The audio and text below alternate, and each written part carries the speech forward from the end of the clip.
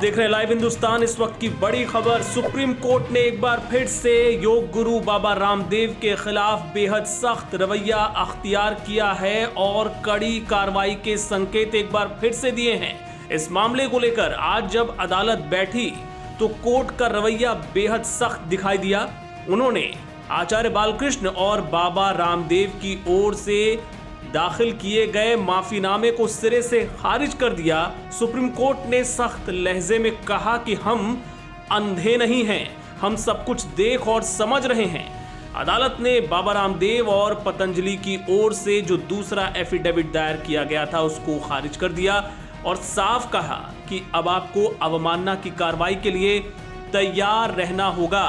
अदालत ने कहा कि आपकी बात से हम सहमत नहीं हैं, आपकी माफी को खारिज किया जाता है। इस पर सीनियर अधिवक्ता मुकुल रोहतगी ने बाबा रामदेव और पतंजलि का पक्ष रखते हुए कहा कि हमें 10 दिन का वक्त और दीजिए, अगली सुनवाई पर इस पर हम बात करेंगे। आपको बता दें कि रामदेव पहले भी इस मामले में माफी मांग चुके हैं और कोर्ट ने उसे भी खारिज कर दिया था। कोर्ट ने कहा कि आपने साफ कहा था कि विज्ञापनों पर रोक लगाई जाएगी, लेकिन ये विज्ञापन जारी रहे और अदालत की अनदेखी की गई। अदालत के आदेश की एक बार नहीं बार बार अनदेखी की गई और आपने जो माफी मांगी है वो सिर्फ कागज में है, उसका पालन नहीं हो रहा है, इसलिए इस माफी को खारिज किया जाता है। आपको एक्शन के लिए तैयार रहना होगा। इसके अलावा एक और बड़ा झूठ जो पतंजलि की तरफ से बोला गया था, सुप्रीम कोर्ट ने उसे पकड़ लिया। मामला यह था कि पतंजलि के एमडी और बाबा रामदेव ने विदेश यात्रा के झूठे दावे करके कोर्ट के सामने व्यक्तिगत रूप से पेश होने से बचने की कोशिश की थी। सुप्रीम कोर्ट ने कहा कि 30 मार्च को जो हलफनामा दिया गया उसमें 31 मार्च की तारीख वाली फ्लाइट की टिकट लगाई गई थी। यानी 30 मार्च को हलफनामा, 31 मार्च की फ्लाइट की टिकट लगाई गई, यानी झूठ बोला गया। और जिस तारीख को हलफनामा दाखिल हुआ था उसके एक दिन बाद का टिकट दिखाया गया। ये बड़ा झूठ पतंजलि की तरफ से बोला गया था, जिसको सुप्रीम कोर्ट ने पकड़ लिया और कड़ी नाराजगी जाहिर की। इस बेंच में शामिल जस्टिस अमानतुल्लाह ने कहा कि हम अंधे नहीं हैं। इस पर पतंजलि के तरफ से वकील मुकुल रोहतगी ने कहा कि लोगों से गलतियां हो जाती हैं।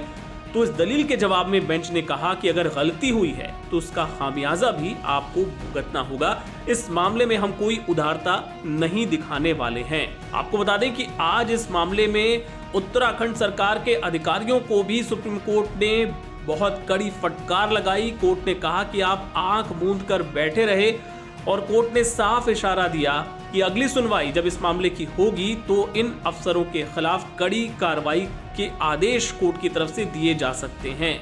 इस मामले में केंद्र सरकार ने भी एक एफिडेविट दाखिल किया है जिसमें कहा गया कि हमने इन भ्रामक विज्ञापनों को लेकर पतंजलि आयुर्वेद को चेताया था और कहा था कि जब तक आयुष मिनिस्ट्री की ओर से कोरोनिल की जांच जारी है तब तक वो इस मामले में आगे ना बढ़ें। इतना ही नहीं, सरकार ने कहा कि हमने राज्य और केंद्र शासित प्रदेशों से कहा था कि वो इस मामले में एक्शन लें। कोर्ट ने कहा कि समाज में अब संदेश जाना चाहिए कि कोर्ट के आदेश का उल्लंघन ना हो। ये सिर्फ एक कंपनी का मामला नहीं है, ये कानून के उल्लंघन का मामला है।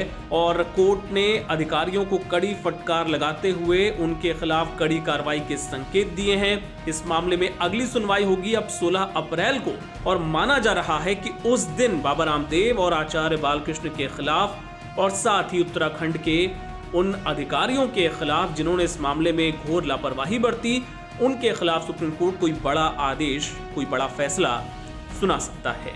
लाइव अपडेट्स के लिए आप बने रहिए लाइव हिंदुस्तान के साथ।